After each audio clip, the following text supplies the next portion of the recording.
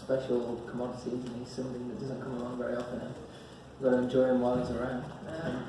There's been chat about him and his longevity, but at the minute he seems to be bowling better than he ever has before. And even though the conditions suited, you've still got to go and put the ball in the right areas, ask the right questions of the batters. And I thought throughout this whole game he did just that. Set the tone extremely well with Stewart, and as a whole bowling group I thought we were really, really good. As a captain, obviously you don't want to take anyone for granted, but it must give you a great feeling that you just know he's going to do it nearly all the time. Yeah, and his record suggests just that, doesn't it? 100 wickets here at Lords now,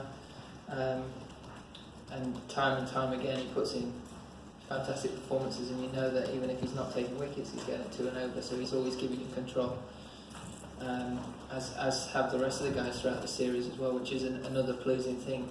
But for him to be performing as he is it's something else, isn't it? It's great to watch. It's great to be a part of, and obviously he's a massive part of this team. But it was Chris who got the man of the match, and everybody was obviously delighted for him. Does that just sort of speak volumes about the way everyone thinks about him in the team? Yeah, he's a big part of our squad, all three formats. And it's obviously been a frustrating summer for him. He's been injured for a long part of it, and getting an opportunity to come in this week, I think the easy thing to do is to get a little bit anxious, try a bit too hard, and I thought he settled in magnificently well with that first spell in particular. Bowled extremely well, and then took that confidence into his batting. That partnership really changed the game, turned it on its head and got us miles ahead of India on that surface. I thought it was worth probably 550 on another wicket, so Johnny won't get the plaudits either, but I thought he played exceptionally well, and got us into a really good position today. Yes. Joe, in his post-match talk, Stewart mentioned that there was talk in the dressing room about being patient out in the middle. And after the first two formats, what was it that you had specifically said, to the squad that would make them regroup for the tests? In terms of patience, we know that if we are consistent in the areas that we bowl for long periods of time in these conditions, we will get rewards. And I suppose the temptation sometimes is when you start taking wickets, you start searching for it, and you start trying to force things to happen. And ultimately, if you sit in on that area for long enough and trust the plans that we had in place, then it will work over a period of time. Probably happened a little bit quicker than anticipated throughout today, but that's down to the skill level of the guys to not only have the right plans, but to be able to back it up and follow through. And it showed a great amount of skill from every single one of our bowlers. Gentlemen at the front, and then we'll do Mel, Andrew, Lawrence. Joe, you have played enough cricket against these set of Indian players.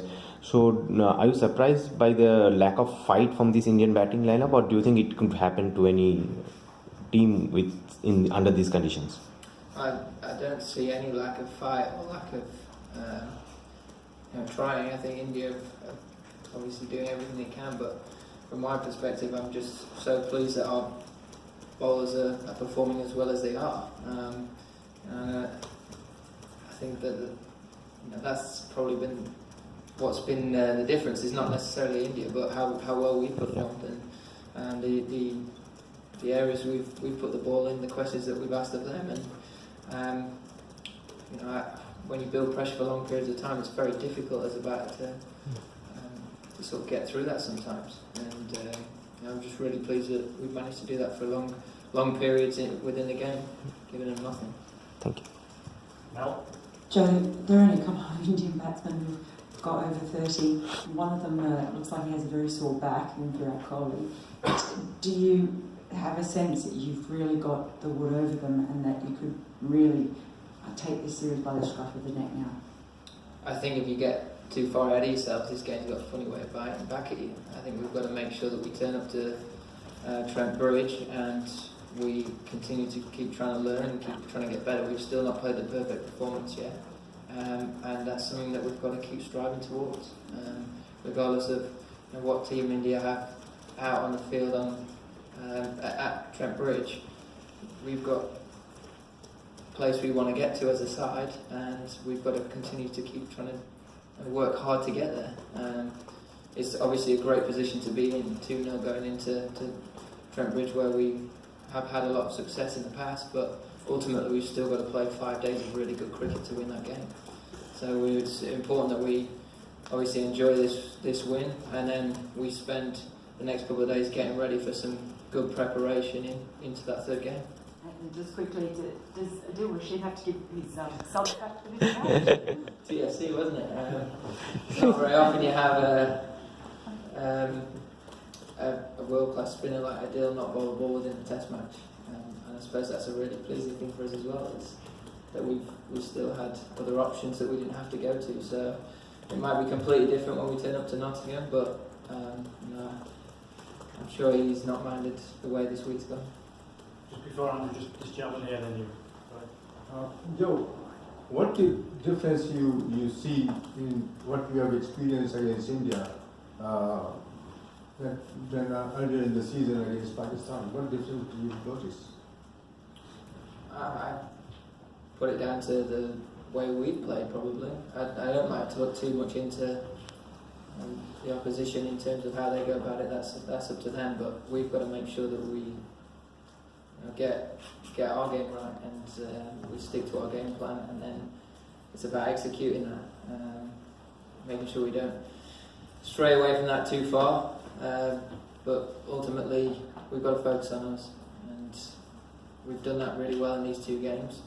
It's another back-to-back test match, and that's an area we want to get right. We want to keep winning if we can over a period of the summer, and not give opposition sides the opportunity to get back into the series. So, as I said, we've got hard work to do in the preparation, the lead up to this next game, but it's a great position to be in. Do you feel Pakistan was tougher?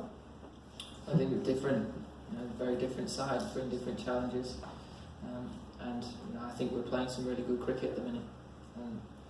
We've got to continue to try and take that forward, and continue to be playing as well as we are, especially with the ball. Andrew? Joe, obviously the key bowler today was Stuart Broad, and getting one of those roles again. I mean, when you, as a captain, having a guy with 4 slips, 2 leg slips, short leg, 2. I mean, it is quite a sight for the spectators. What's it like for you guys out the middle when he gets on one of those roles? It's great. In his second over, came to me, so feeling really good rhythm today. Looking forward to a long spell, which is exactly what you want to hear from one of your senior bowlers. And he didn't disappoint. He bowled exceptionally well. In those conditions, it must have been very difficult to come up against that. And it's, I suppose, a really pleasing thing throughout this series is we're not relying on one individual. Every guy within that attack has put in crucial performances throughout the 2 games. So that's a really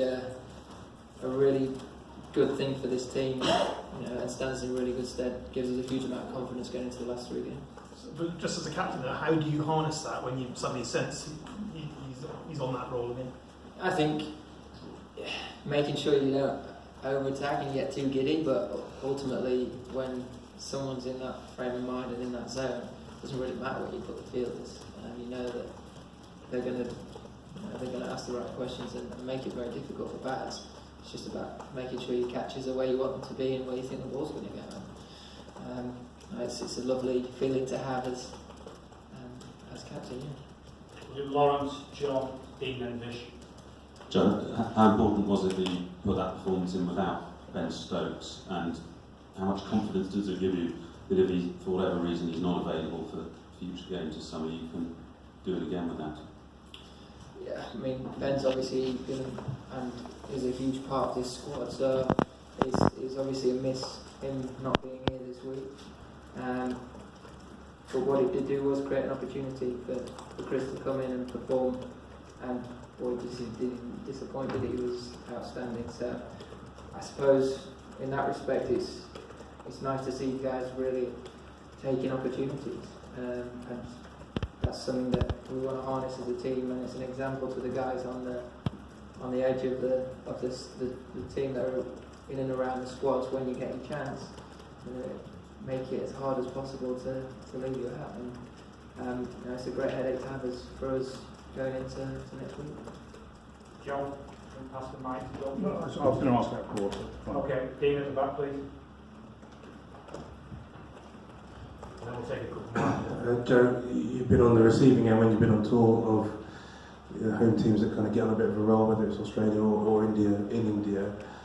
How much do you kind of relish the chance to have the boot on the other foot and I guess make sure that you're as ruthless as you can be across all 5 matches? Yeah, well, obviously that would be the dream, wouldn't it, to put in 5 complete performances and have 5 wins. But as I said, it's important that we don't get complacent, arrogant, or look too far ahead. We're playing against the number 1 side in the world with some very talented players, and we have to make sure that we continue to keep looking to learn and develop as a team. We're not the finished article. We've got a long way to go to where we want to get to, and we're going to have to start again and work extremely hard over the next 5 days to win the next game.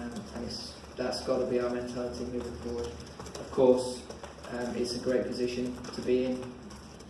2-0 up with 3 to go, going into Nottingham as well, which is a great place for us to play. But we've really got to make sure that we are realistic about things and enjoy the position we're in when we get our opportunities. Really try and put India under pressure and drive the game forward, but not get ahead of ourselves. What about those feelings, having been there, I'd say on the reverse of it, and I guess you will remember what that felt like and how difficult that was and how hard it must be for touring teams. So.